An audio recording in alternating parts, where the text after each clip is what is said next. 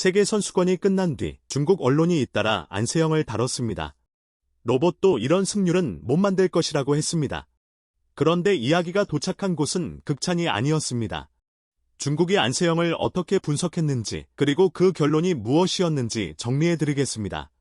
안세영의 올 시즌 국제대회 성적은 44승 1패입니다. 승률로는 97.8%입니다. 유일한 패배는 3월 전용 오픈 결승에서 왕지이에게 당한 한 번뿐입니다. 이 숫자를 두고 중국에서는 진정 인간이 맞느냐며 로봇도 이런 승률은 만들지 못할 것이라는 반응이 나왔습니다. 이번 세계선수권에서도 6경기를 모두 2대0으로 이겼습니다. 한 게임도 내주지 않았습니다. 중국의 스포츠 해설가 양이페이는 안세영을 자국 레전드 린단에 비유했습니다. 과거 린단이 공격적인 플레이로 상대를 무너뜨렸다면 안세영은 코트 전체를 지배하면서 상대를 지치게 만든다는 것이었습니다. 그리고 부상만 없다면 안세영에게 진정한 위협이 될 선수는 아직 없다고 했습니다. 2032년 올림픽까지 세계 정상의 자리를 지킬 수 있을 것이라는 전망까지 내놨습니다. 중국 언론이 특히 집중 조명한 것은 안세영의 피지컬이었습니다. 안세영이 우주의 블랙홀로 불리며 상대의 에너지를 소모시키고 질식시키는 능력을 가졌다고 표현했습니다. 현대 배드민턴은 신체 능력이 크게 올라갈 것을 요구하고 있고 선수들이 계속해서 인간 신체의 한계를 밀어붙이고 있다는 분석이었습니다. 남자 단식 우승자인 프랑스의 알렉스 라니에와 안세영을 함께 묶어 피지컬 괴물이라고 불렀습니다. 두 선수의 부모가 모두 운동선수였다는 점도 짚었습니다.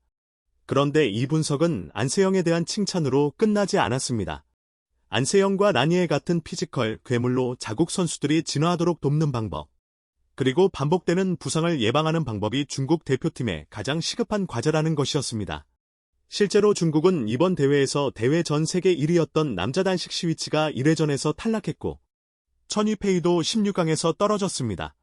두 선수 모두 부상을 안고 있었습니다. 중국은 이번 대회에서 5종목 가운데 금메달 1개에 그쳤습니다. 이번 대회를 아예 다르게 정리한 곳도 있었습니다. 21점제 시대의 마지막 세계선수권이었다는 것이었습니다. BWF는 2027년 1월부터 15.3게임제를 전면 시행합니다. 2006년부터 20년 넘게 유지된 21점제가 사라지는 것으로 지난 4월 확정된 사안입니다. 경기의 속도와 체력 배분, 전술 선택, 선수 육성 방향까지 모두 영향을 받을 것이라는 전망이었습니다. 그러면서 15점제에서는 더 빠른 공격과 강력한 템포 조절을 하는 공격적인 선수들이 주도권을 잡을 수 있을 것이라고 분석했습니다. 그리고 안세영을 직접 언급했습니다. 안세영은 16점에서 17점부터 더욱 강해지는 선수이고 점수제가 개편되면 그도 적응해야 할 것이라는 내용이었습니다. 안세영은 초반부터 공격으로 몰아붙이는 유형이 아닙니다. 끈질긴 수비와 긴 랠리로 상대를 좌우로 움직이며 체력을 빼놓고 후반에 점수를 몰아 가져오는 방식입니다. 이번 준결승이 그랬습니다.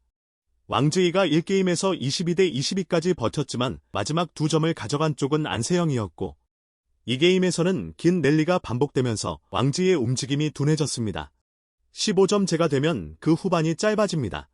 상대 체력을 충분히 소모시킨 뒤 승부를 가져오던 구간 자체가 줄어드는 것입니다. 초반 실수의 무게도 달라집니다.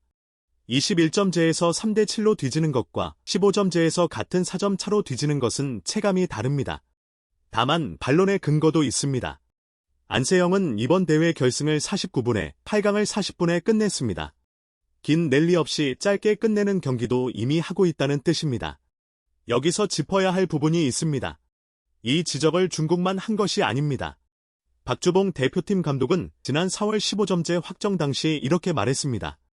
안세영과 서승재, 김원호 등은 주로 후반에 승부를 뒤집는 스타일인 만큼 훈련 방식에 변화를 줘서 새로운 체제에 적응해 나가야 할 것 같다는 것이었습니다. 다만 장단점이 있다고도 했습니다.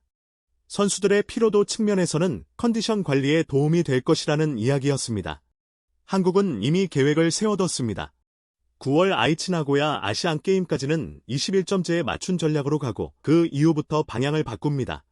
10월 덴마크 오픈과 프랑스 오픈, 11월 코리아 오픈, 12월 월드투어 파이널스에서는 성적보다 15점을 먼저 선점하는 방식에 적응하는 데 초점을 맞춘다는 계획입니다. 중국 언론은 안세영을 로봇 같다고 했고 우주의 블랙홀이라고 했습니다. 그리고 같은 자리에서 어떻게 하면 넘어설 수 있을지를 이야기했습니다. 규칙이 바뀌는 건 2027년 1월입니다.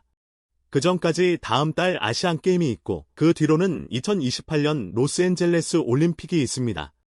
다음 소식도 가장 빠르게 정리해드리겠습니다.